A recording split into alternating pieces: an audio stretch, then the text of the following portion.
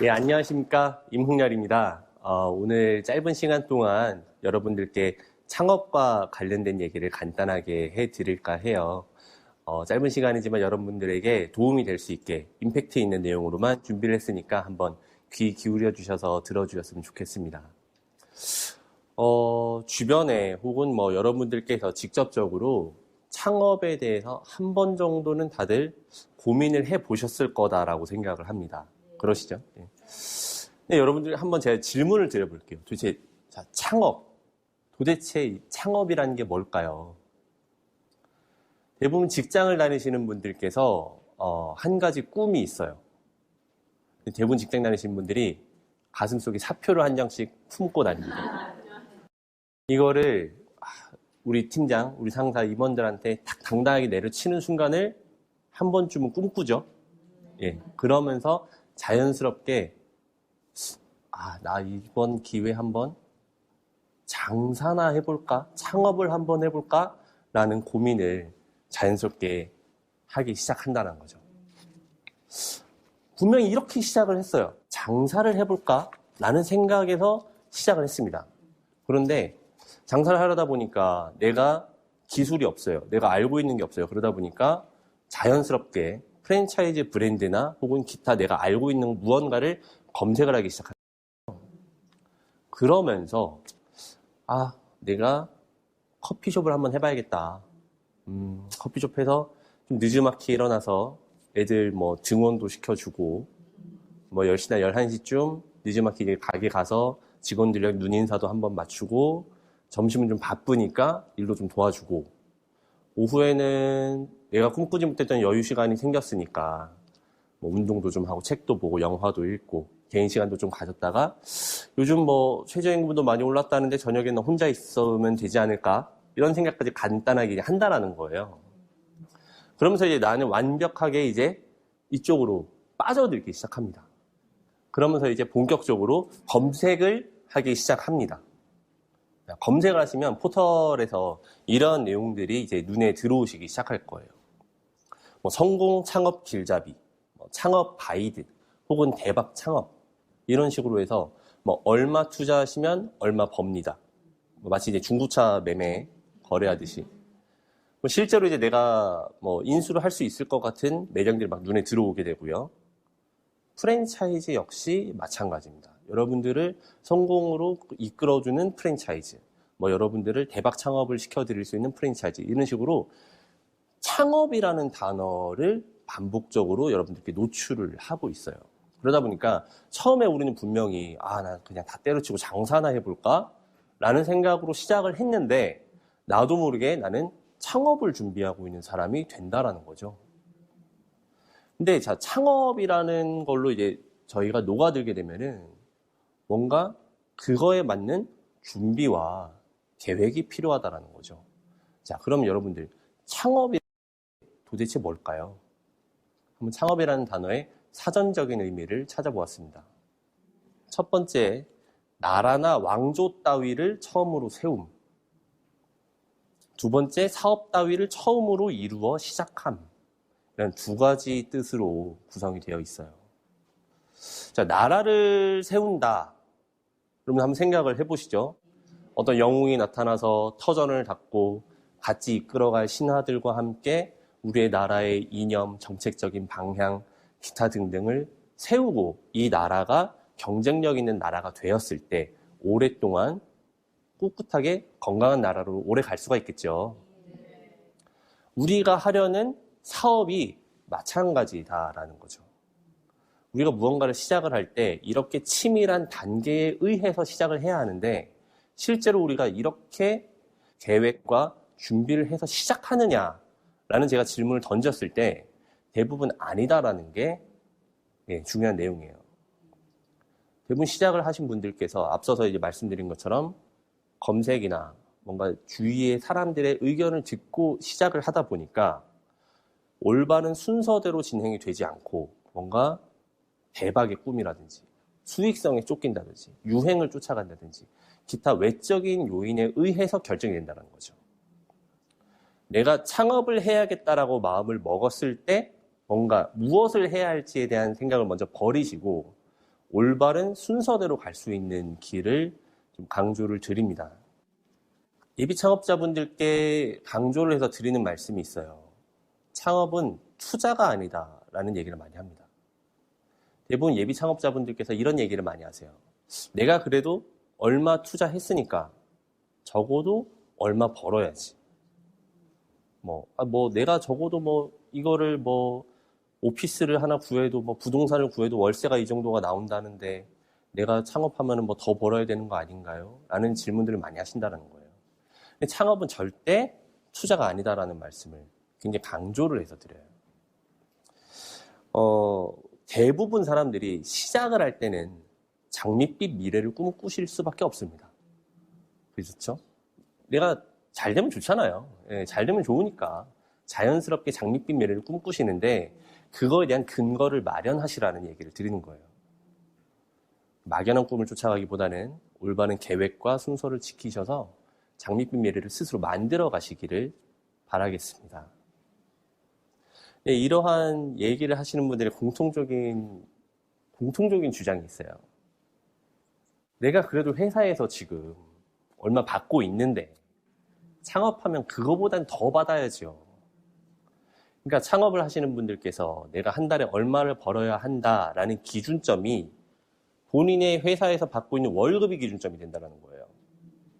근데 대부분 그러실 수밖에 없습니다. 왜냐하면 이미 이제 생활을 꾸려가고 계실 테고 가정에서 고정비라든지 생계를 유지하시는 데 필요한 비용이 있기 때문에 당연히 회사에서 받는 월급이 기준이 될 수는 있는데, 자, 여러분들께서 회사에서 받고 계시는 월급은 여러분들의 경력, 그리고 여러분들의 전문성, 여러분들이 이때까지 쌓아온 것들이 반영된 급여입니다.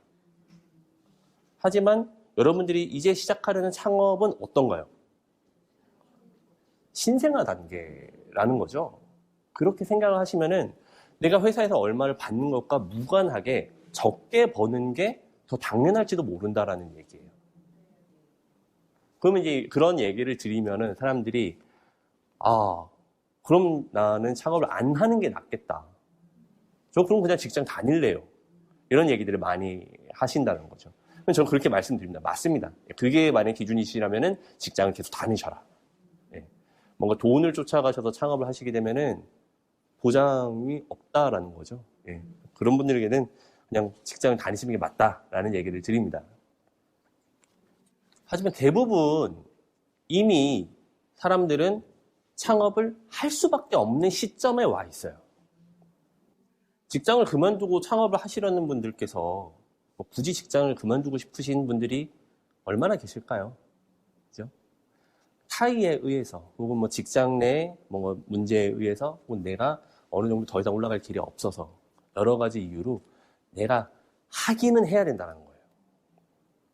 하기는 해야 되는데 수익률은 내가 생각한 것보다 낮고 그럼 난 도대체 무엇을 해야 하는가?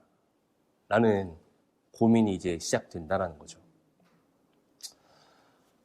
여러분들께 항상 좀 강조를 해서 말씀을 드려요. 그런데 그 수익률에 쫓겨서 결정을 하시게 되면 반드시 실패를 한다. 실패할 수 있다. 라는 얘기를 강조를 해서 드린다는 겁니다. 수익률에 쫓겨서 내가 결정을 하게 되면 아무것도 반영이 되어 있지 않아요. 창업이라는 거는 내가 일할 터전을 만드는 것입니다. 내가 실제로 일을 해야 하고 거기서 그리고 그걸 내가 이끌어 가야 돼요. 이 조직의 오너로서 수장으로서 리더로서 끌고 가야 하는데 할 수 있을지 없을지에 대한 검증 없이 수익률에 의해서만 결정을 하게 된다면 할 수 있을까요? 끌고 갈 수 있을까요? 오랫동안 내가 지치지 않고 할 수 있을까요? 라는 질문을 던져보시라는 거죠. 수익률에 쫓겨서 결정을 대부분 하시지만 그렇게 되시지 않게끔 옆에서 이제 조언을 해드리고 있고요. 또 그렇게 되지 않으려면은 그럼 어떻게 결정을 하시는 게 맞는지 그런 내용에 대해서 간단하게 한번 말씀을 드려볼게요. 올바른 창업을 하는 순서 첫 번째입니다. 먼저 자신의 노동력을 측정해라. 입니다. 창업은 여러분들께서 일할 터전을 만드는 거다라고 방금 말씀을 드렸어요. 여러분들께서 현장에서 내가 얼만큼 열심히 일을 할 수 있는지 본인에 대해서 한번 먼저 판단을 해보시기를 부탁을 드려요.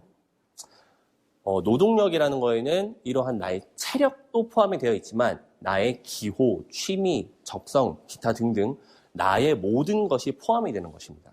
내가 여기서 얼만큼 열심히 일을 할 수 있는 사람인지 아닌지, 내가 만약에 채용을 하는 입장이라면 나 같은 사람을 과연 채용을 할까? 라는 질문을 스스로에게 던져보시면은 내가 무엇을 할 수 있는 사람인지에 대한 대답을 조금이라도 쉽게 찾으실 수 있을 것 같아요. 올바른 창업을 하는 순서 두 번째. 자, 나의 노동력을 상대할 사람이 누군지를 판단해 보시라는 거죠. 즉, 고객에 대한 타겟팅을 하라는 얘기입니다. 자, 나는 이런 걸 열심히 할 수 있는 사람이에요. 어느 정도 이제 내가 나 스스로에 대한 판단이 들었어요. 그러면은 이거를 누구에게 내가 한번 써먹어 볼까? 고객들도 굉장히 다양한 계층이 있다는 거죠. 근데 나의 노동력이 어느 계층과 맞아 떨어졌을 때 가장 효과를 볼 수 있는지에 대해서 고객 설정을 해보시라는 얘기를 드려요. 이렇게 나의 노동력과 고객을 설정을 하면은 그때 비로소 어느 정도 업종이 나오기 시작합니다. 아, 그러면 나는 이렇게 일을 할 수 있는 사람이야. 나는 아침이나 점심이나 저녁이나 어떤 특정 시간대에 되게 잘할 수 있어. 그리고 이러한 손님들은 어떻게 내가 상대하는 게 좋을 것 같아. 그러면 뭘 팔 수 있을까? 라고 하면서 아이템을 선정하게 된다는 거죠. 동시에 이러한 타겟팅이 된 고객층의 주머니 사정을 고려하게 됩니다. 즉, 아이템에 대한 단가가 설정되게 된다는 뜻이에요. 이렇게 고객과 단가, 아이템이 차례대로 설정이 된다는 거죠. 그러면 비로소 여기서 마지막 단계에 접어듭니다. 그 사람이 많은 곳을 찾아가야죠. 장소를 찾아라. 대부분 직장을 다니시다가 창업을 하시는 분들이 더 많다 보니까 이런 얘기를 많이 하세요. 집 근처였으면 좋겠다. 얘기를 많이 하세요. 실제로 많이 하시죠. 그런 분들에게 똑같이 여쭤봅니다. 내가 지방에 사는 사람이에요. 근데 공부를 잘했어요. 수능을 잘 봤어요. 집 근처에 있는 대학을 가나요? 좋은 대학에 가기 위해서는 먼 곳을 가는 거를 우리는 너더니 해내잖아요. 예.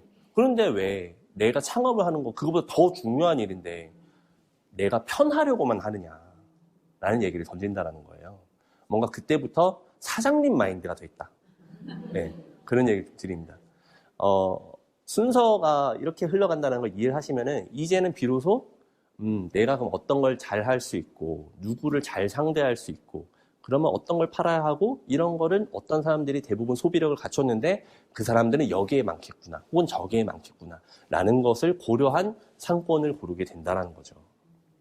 물론 첫 번째 단계에서 말씀드렸던 노동력이라는 것에 내가 이동해야 할 거리도 포함해야 한다고 생각을 합니다. 뭐 비행기를 타고 제주도까지 출퇴근할 수는 없잖아요. 네. 그러니까 어느 정도는 내가 감수해낼 수 있을 만한 거리 그런 것이 다 포함이 되겠죠. 그래서 이렇게 순서대로만 가면은 적어도 뭔가 수익률에 쫓겨서는 결정을 하시지 않을 수 있다라는 얘기를 드려요. 자, 근데 이렇게 설명을 드렸을 때는 굉장히 간단합니다. 그죠? 쉬운 것 같고 어려울 것 같지가 않아요. 그런데 왜 대부분 이런 순서를 지키지 않을까요? 말씀드렸던 것처럼 가장 대부분인 거는 특정 무언가에 꽂혀서 시작하시는 경우가 많기 때문이에요. 뭐 옆집 엄마가 뭘 했는데 대박이 났대. 혹은 뭐 제 회사를 다니고 있는데 우리 옆 부서에 김 과장님이 회사 그만두시고 차리셨는데 난리가 났다더라. 혹은 내가 자주 가는 가게가 있어요. 자주 다니는 상권이 있어요. 근데 거기에 저 자리 참 좋은 자리인데 라고 내가 스스로 생각하고 있었던 자리에서 뭔가 갑자기 급매로 나왔대요. 여기 대박인데 여기 뭐 해도 나 잘 될 것 같은데 라는 생각으로 그때 막 거기에 맞춰서 생각을 한다는 거죠. 여기 대박이야. 여기는 커피숍 하면 무조건 대박이야. 그럼 여기서 어떤 커피숍을 할지 내가 생각해야 돼. 이렇게 거꾸로 올라간다는 거예요. 아마 주변에 많이 보셨을 겁니다. 근데 그렇게 하다 보면은 결과적으로 나의 노동력이 반영되어 있지 않을 가능성이 가장 크다라는 거예요. 너무 힘든 거죠, 해보니까. 그리고 나랑 전혀 안 맞는 사람들을 상대하게 될 가능성이 높아요. 그러면 어떤 현상이 발생하느냐? 내 가게에 내가 가기 싫어집니다. 아침에 눈 뜨면 한숨부터 나와요. 돈이라도 많이 벌면 다행인데. 뭐 여러 가지 이러한 상황들이 이제 쌓이고 쌓이면은 내가 마음이 떠버린다는 거죠. 그렇기 때문에 올바른 순서대로 지키시는 것을 가장 중요하다라고 말씀을 드리고요. 대부분 이렇게 올바른 순서를 지키지 않는 경우가 대박을 쫓아갔기 때문이다라고 말씀을 드립니다. 뭔가 하나에 꽂혔기 때문에, 대박을 쫓아가는 걸 꽂혔기 때문에. 자, 저는 여기서 경험이 없으신 분들을 대상으로는 당연히 대박은 어렵다라고 말씀을 좀 드려요.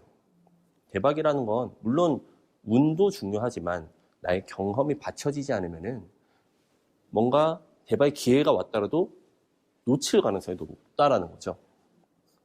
그럼 초보 창업자분들은 무엇을 쫓아야 하느냐? 쫓아가기보다는 실패를 피하셔라. 자, 창업을 하셔야 되는 분들이 아까 말씀드렸던 것처럼 대부분 자의가 아니라 타의에 의해서 시작하시는 분들이 더 많다라고 말씀을 드렸어요. 그러다 보니까 이렇게 순서를 지켜야 하는데 시간이 많지가 않아요. 당장 다음 달부터의 생활비가 필요해요. 다다음 달에 생활비가 필요해요. 일부 어느 기간에는 나의 뭐 퇴직금이라든지 기타 좀 모아둔 돈으로 내가 버틸 수는 있겠는데 결국 그게 나의 창업 자금을 까먹는 일이에요. 그러다 보니까 빨리 시작해야 된다는 거죠. 이런 조급한 심리가, 이러한 심리들이 이제 반영이 되어 있죠. 난 할 줄 아는 게 없는데. 자, 두 번째. 거창한 기술을 배우기에는 시간이 부족하고. 세 번째. 쉽게 일하면서 돈은 많이 벌고 싶고. 네 번째.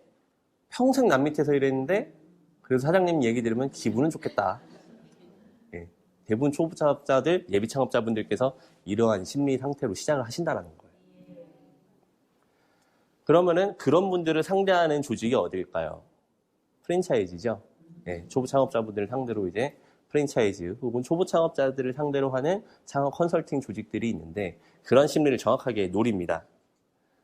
이렇게 표현을 하죠. 첫 번째. 저희 브랜드를 선택하시면, 저희 프랜차이즈를 선택을 하시면, 두 번째, 본사의 노하우를 공유해서 빨리 교육을 해드리고, 세 번째, 원팩 시스템을 도입해서 전문가 없이도 매장 운영이 가능하고, 네 번째, 검증된 매출력이 있으니 돈 많이 버실 겁니다. 예, 라고 말씀을 드린다는 거예요. 어떻게 보면은 앞서서 말씀드린 초보 창업자들의 심리를 정확하게 노린 그러한 전략이죠. 근데 이 내용을 보셨을 때 맞을 수도 있다. 뭐 이렇게만 되면 좋은 거 아닌가? 라는 생각을 하실 수가 있어요. 근데 과연 맞는 전략인지 한번 고민을 해볼 필요가 있다는 거죠. 물론 초보 창업자의 니즈에 맞춰서 세운 전략입니다.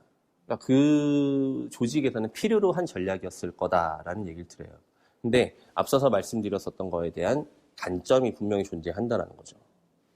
예를 들어서 원팩 시스템을 굉장히 과거 프랜차이즈에서 강조를 해왔습니다.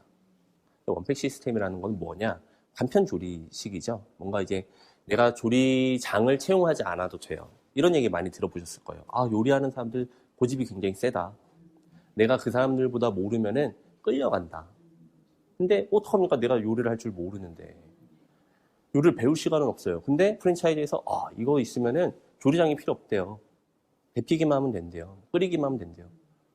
해서 선택했다라는 거죠. 그런데 이러한 전략의 단점에 대해서 말씀을 드리면 내가 그 업종의 사장으로서 스킬이 올라가는 데 굉장히 낮아진다는 거예요. 즉 나는 만약에 그러한 프랜차이즈를 선택을 해서 오랫동안 영업을 하고 오랫동안 운영을 한다면은 그 브랜드 점주로서 스킬은 올라갈 수 있어요. 근데 예를 들어서 그게 국밥이었다. 나는 국밥집 사장으로서의 스킬이 올라가는 데는 한계가 있는 거예요. 만들 줄 모르니까. 그런데 그러한 상황에서 그 해당 프랜차이즈에 뭔가 리스크가 생겼어요. 최근에 있었던 뭔가 오너들의 갑질, 기행 등 프랜차이즈에 이슈가 생기게 되면은 그 피해는 고스란히 점주들에게 갑니다. 그때 내가 이거를 방어할 수 있는 기재가 없다라는 거예요. 말씀드렸었던 것처럼 예를 들어서 그 업종의 사장으로서 내가 스킬업이 되어 있으면 간판 떼면 됩니다. 더 맛있게 국밥집 차리면 되죠. 근데 나는 이거 없이는 할 수 없는 사람이 돼버렸다라는 거예요. 의존도가 굉장히 높아지게 된다는 거죠. 평생 프랜차이즈 점주 신세를 면치 못하게 된다. 예, 그런 얘기를 드린다. 과거에는 이러한 가정 단편식이라고 합니다. 원팩으로 되어 있는 시스템들이 이런 프랜차이즈들의 무기였어요. 근데 이제는 그런가요? 일반 대형마트에 가셔도 유명 맛집의 레시피가 반영이 되어 있는 가정 간편식이 너무 많이 있어요. 네. 그러다 보니까 이제는 소비자분들이 가서 구매할 이유도 없다라는 거죠. 과거에는 프랜차이즈가 어떤 점주들을 상대로 나의 매장을 많이 차리기 위한 무기로서 그런 것을 활용했다면 이제는 그것이 더 이상 무기로서 효과가 떨어지는 시기가 왔다. 그것은 더 이상 내가 그 프랜차이즈를 선택해야 되는 이유는 아니다. 예, 이렇게 이해를 하시면 될 것 같습니다. 창업자분들께서 또 굉장히 안일하게 생각하시는 분들이 있어요. 이런 예를 한번 들어보겠습니다. 예를 들어서 예비 자금이, 나의 창업 자금이 한 1억 원 정도 있다라고 예를 들어볼게요. 근데 어떻게 잘 골랐어요. 잘 골라서 보증금이 한 5천만 원 정도, 임대료가 한 300만 원 정도, 그리고 내가 시설 투자금으로 한 5천만 원 정도를 투자해서 이 매장을 오픈하는 걸로 결정을 내렸습니다. 이런 생각들을 하세요. 혹시라도 이게 안 돼도 보증금은 보장이 되니까 5천만 원만 날아가는 거겠지 라는 생각들을 하신다는 거예요. 굉장히 안일한 생각이다라는 얘기를 드립니다. 우리는 장사가 되든 안 되든 매월 300만 원이라는 임대료를 임대인에게 꼬박꼬박 지급을 해야 됩니다. 근데 장사가 안 됐어요. 임대료조차 낼 수 없는 상황이 왔어요. 그럼 어떻게 됩니까? 보증금에서 까야죠. 그러려고 임대인이 보증금을 받는 거예요. 예. 그러다 보니까 대부분 보증금을 책정하는 기준이 1년치 임대료 혹은 2년치 임대료 수준으로 맞추는 겁니다. 그 사람의 계약기간과 동일하게 맞춘다라는 거죠. 근데 보증금이 보장이 되지 않는다라는 거죠. 그러면은 이렇게 보장되어 있지도 않는 보증금, 그리고 내가 운영을 하면서 생겨나는 적자, 그리고 내가 시선한 투자금. 창업 실패 리스크는 그 끝이 없다라는 데 가장 무서운 점이 있습니다. 더 무서운 점은 회복이 불가하다라는 데 있어요. 여러분들께서 종잣돈이 한 10억 정도 있으세요. 그 중에 1억만 써야지 해서 창업하신 분들이 있을까요? 얼마나 있을까요? 대부분 내가 자금이 부족해서 어디서 빌리고 부족한 걸 또 메꾸고 어떻게든 힘들게 모아서 시작한 창업인데 이런 리스크를 겪게 되면 회복이 불가하다는 데 가장 큰 무서움이 있어요. 그렇기 때문에 약간 여기서 좀 팁을 좀 드리면요. 과거 이제 임대차 보호법이 몇 차례에 의해서 개정이 되었습니다. 그래서 이제는 임대료에 대한 상한선이 굉장히 완화되었어요. 5% 수준으로 완화가 되었고, 과거 임대차 보호법은 약간 우리나라에 있는 상가를 대부분 포함할 수 없는 수준의 법이었었는데, 최근에 역시 몇 차례를 통해서 개정이 되면서 이제는 대부분의 상가에 임대차 보호법이 적용이 됩니다. 그 말은 무슨 뜻이냐? 임대료 상한선에 대한 걱정은 이제 조금 덜 하셔도 된다라는 거예요. 그러면은 단연 계약을 할 게 아니라 단년 계약을 하는 게 임차인 입장에서 유리하다는 거죠. 혹 이런 임대인을 만나실 수 있습니다. 오랫동안 영업을 할 수 있게 5년으로 계약 기간을 써주겠다. 근데 임대료도 내가 동결로 해주겠다. 선의에 의해서 임대인이 그렇게 얘기를 하셨을 수도 있지만 오죽 여기가 장사가 안 되면 나한테 이런 제안을 하지? 라는 생각도 합리적인 의심을 해보실 필요가 있다는 거죠. 임대차 보호법과 별개로 임대인은 임대료가 미지급되는 경우에 임차인을 내쫓을 권한이 있어요. 몇 차례 한 2개월, 3개월씩 이렇게 임대료가 밀리면 내쫓을 수 있습니다. 근데 임대인이 내쫓을까요? 안 내쫓죠. 보증금이 있잖아요. 보증금에서 꼬박꼬박 내가 까주기만 하면 되는데 내쫓을 이유가 전혀 없다라는 거예요. 후속 임차인을 구해올 때까지 그 사람은 무조건 붙잡아 놓는다라는 거죠. 임대인 입장에서. 그렇기 때문에 괜히 길게 영업을 하고 싶어서 단연 계약을 하셔서 족쇄가 되는 계약을 하시지 마시고 단년 계약으로 하셔라. 그러면은 1년 후에 내가 1년 계약으로 했다가 내쫓기면 어떡하냐라는 얘기를 하실 수가 있는데 그것을 보호해주는 게 임대차 보호법입니다. 예, 임대차 보호법에 의거해서 여러분들의 영업권은 이제부터는 10년간 보장을 받으세요. 계약 기간이 끝나도 내가 여기서 계속 영업을 하겠다라고 임대인에게 주장할 수 있는 권리가 있다는 거죠. 그렇기 때문에 물론 1년마다 임대료는 상승할 수 있습니다. 대신에 그 폭을 완화시켰다라고 아까 말씀을 드렸죠.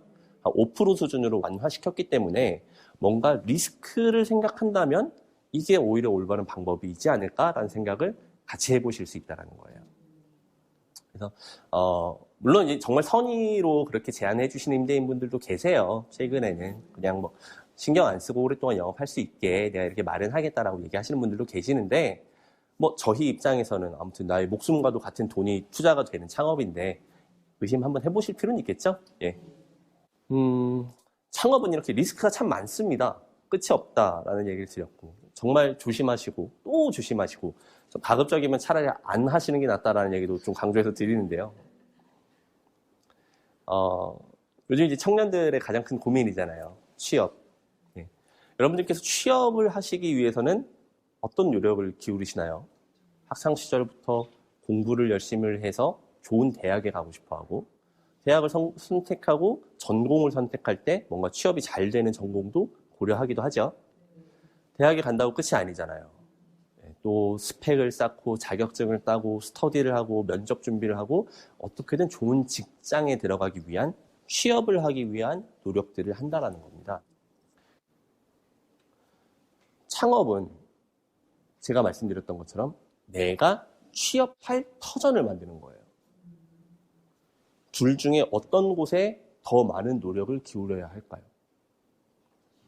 창업이라는 거죠.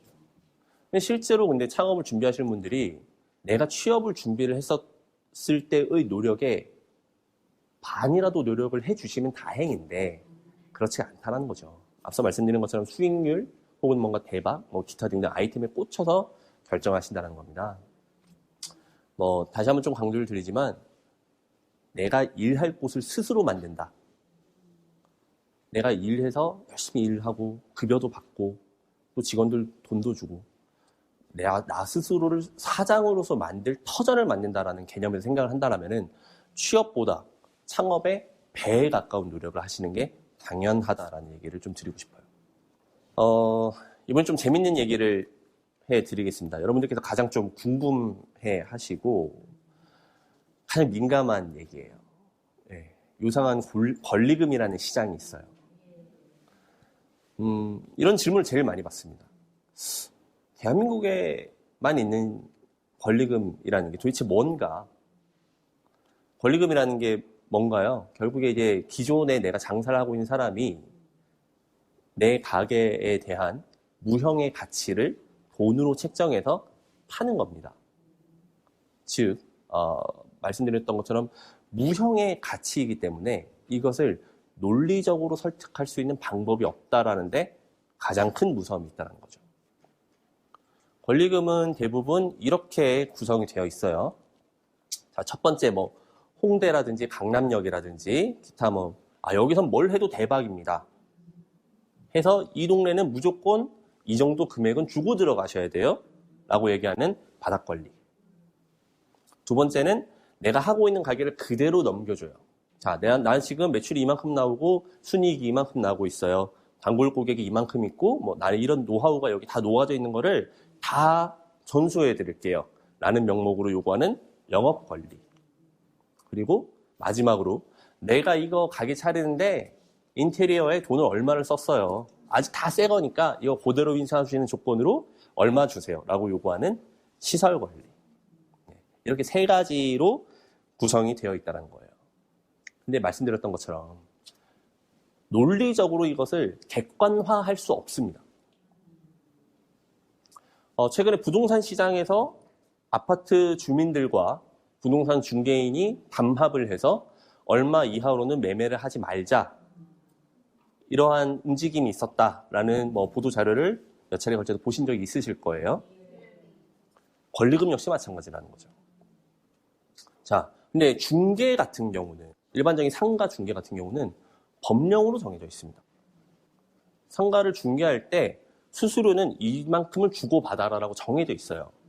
상가를 전세가로 환산을 하고 나서 거기에 0.9% 이내의 수수료를 청구하게 되어 있습니다.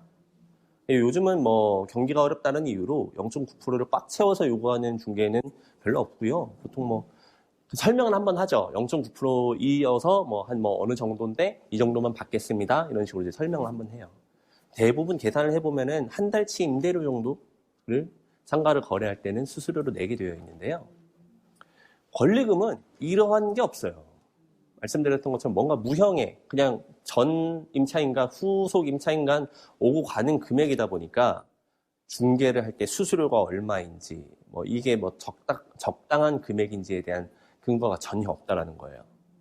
그러다 보니 어떤 부동산에서는 권리금의 10%를 요구하는 경우들이 있고요. 혹은 어떤 일부 조직에서는 전 임차인에게는 얼마를 내가 보장을 해줄 테니 내가 거기서 얼마를 얹어서 소개를 하겠다. 그거는 나의 수수료를 인정을 해달라라고 요구를 하는 경우들도 있습니다. 이 사람들은 우리나라의 권리금이 없어지길 바랄까요? 유지되길 바랄까요? 유지되길 바란다는 거죠. 또 계속 올라가기를 바랄 겁니다. 그러다 보니 전 세계 없는 문화가 생겨난 거예요. 강남역에 가서 장사를 하려면 권리금만 2억, 3억을 줘야 된대요. 그런데 그 와중에 부동산 보증금은 또 거의 몇 억이고 임대료는 한 달에 몇 천만 원이에요. 나에게 남는 게 없을 수밖에 없는 구조로 만들어졌다는 거죠. 이러한 권리금 시장에는 이러한 권리금으로 혜택을 보고 있는 조직에 의해서 이런 금액이 만들어지지 않았을까라는 역시 마찬가지의 합리적인 의심을 해야 할 시점이 왔다라고 말씀을 드립니다. 이런 얘기들 한번 많이 들어보셨을 거예요. 장사는 내가 장사 열심히 해서 돈 버는 게 그게 멍청한 거야. 핫한 아이템 잘 잡아서 운영하다가 높은 금액 받고 파는 게 최고야. 라는 얘기 많이 들어보셨을 거예요. 많이 들어보신 만큼 그렇게 성공하신 경우를 보신 적이 있나요? 저는 과감하게 거의 없다라고 말씀드려요. 제가 만나서 컨설팅을 해드리고 만나 뵙는 분들 중에 100분 중 한 분이 있을까 말까 해요. 간혹 있기는 있습니다. 근데 제가 이렇게 설명을 드려요. 그러니까 이런 질문을 저한테 하시는 거죠. 이게 맞지 않나요?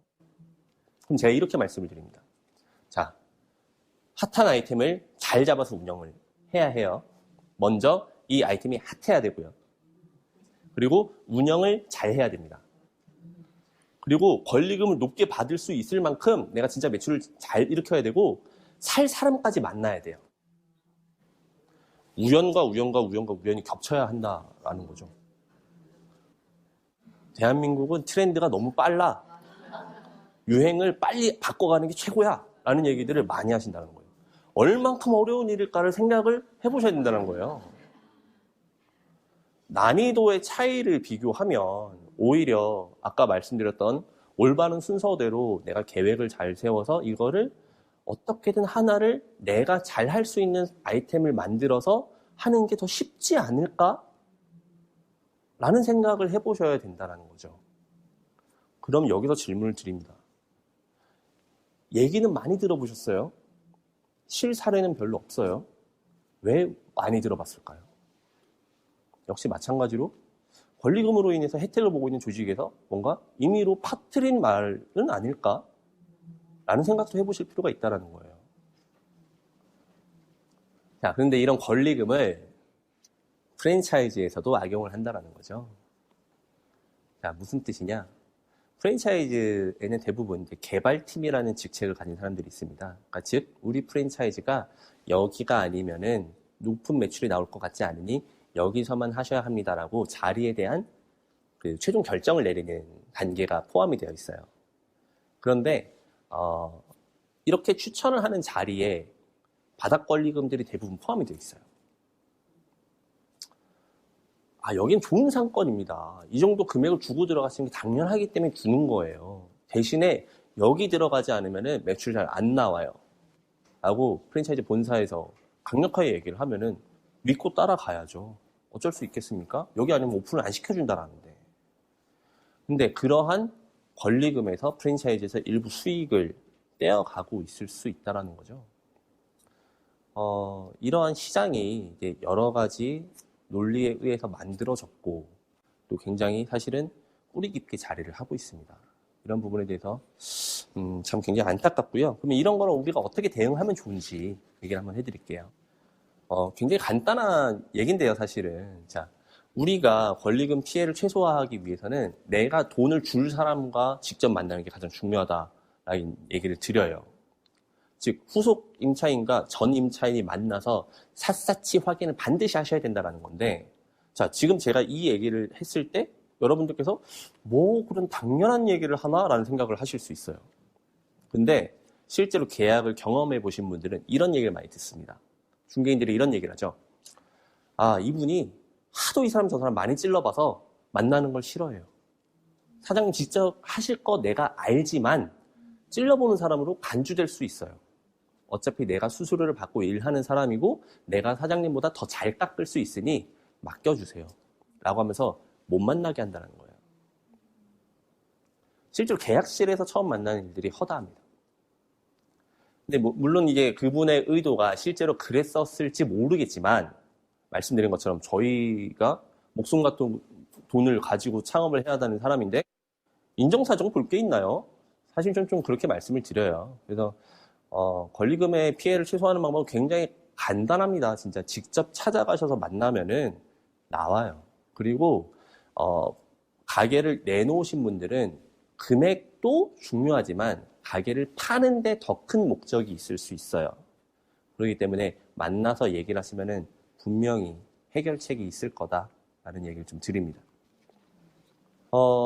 지금까지 이제 실패를 피하는 방법 위주로 말씀을 드렸는데, 자, 성공에 가까워지는 방법도 한번 또 들어봐야겠죠? 자, 성공에 가까워지는 첫 번째입니다. 나만의 강점을 만들어라.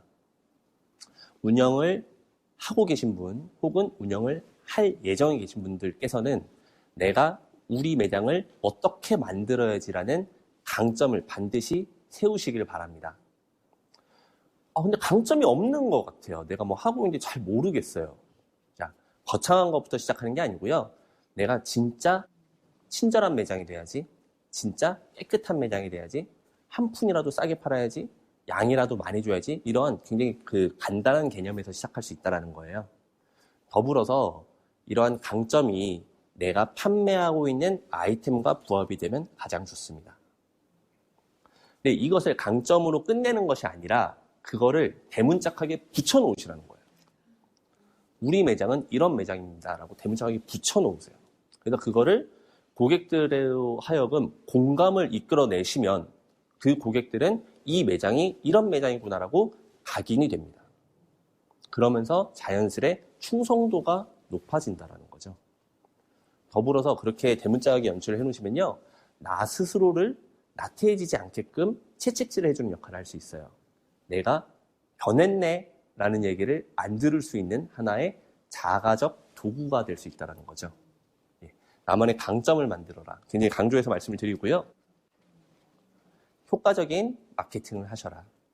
자, 첫 번째 나만의 강점을 활용한 마케팅을 하셔라라는 얘기를 드립니다. 최근에는 마케팅이 여러 가지 방법들이 있어요. 그리고 마케팅 대행 업체들도 많이 있고요.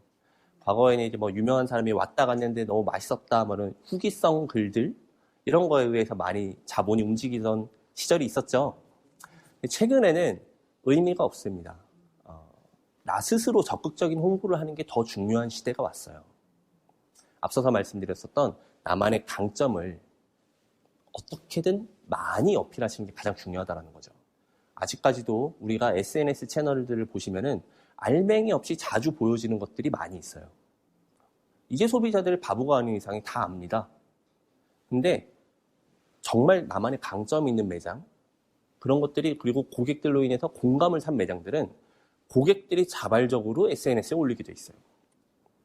고객들의 자발적인 동참을 유도해내는 것이 가장 효과적인 마케팅이고, 그러한 데는 우리 매장의 강점이 가장 중요한 역할을 한다라는 얘기를 강조해서 드립니다.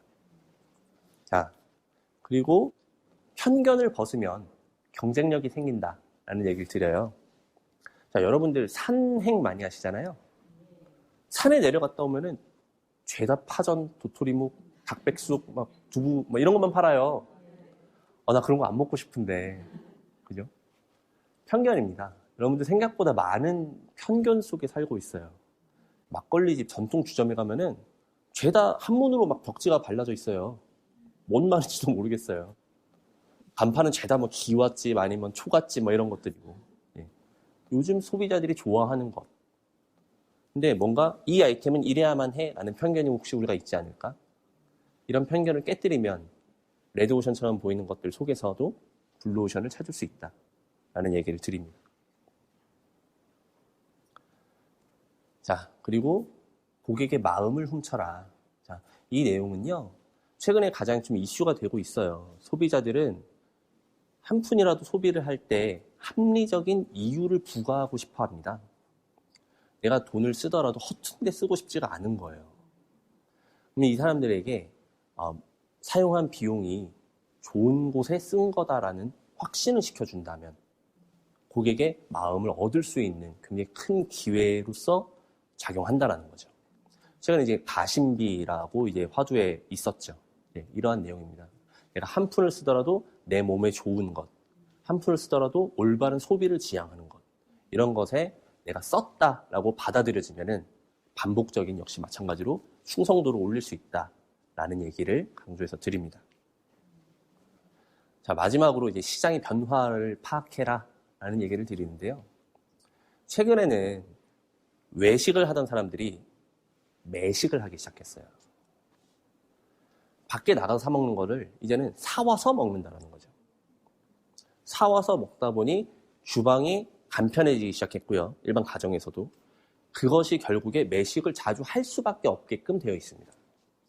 앞서서 말씀드린 가정 간편식의 발달과 더불어서 이렇게 흘러갔다는 거죠.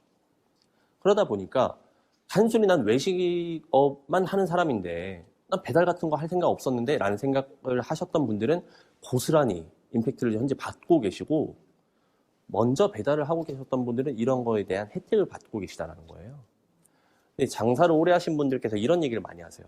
나 장사밖에 할 줄 모르고 10년 이상 장사했는데 나 그런 거 잘 모른다. 나는 열심히 그냥 내 할 일 열심히 하는 게 나의 역할이라고 생각한다. 라는 얘기를 하시는데 아니랄 수 있다는 얘기를 좀 드려요. 시대는 변화하게 되어 있습니다.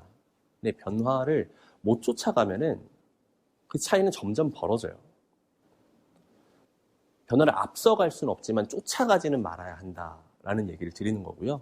변화를 파악해서 내가 어떻게 적응할 수 있는지에 대해서 반드시 생각해 보시길 바랍니다.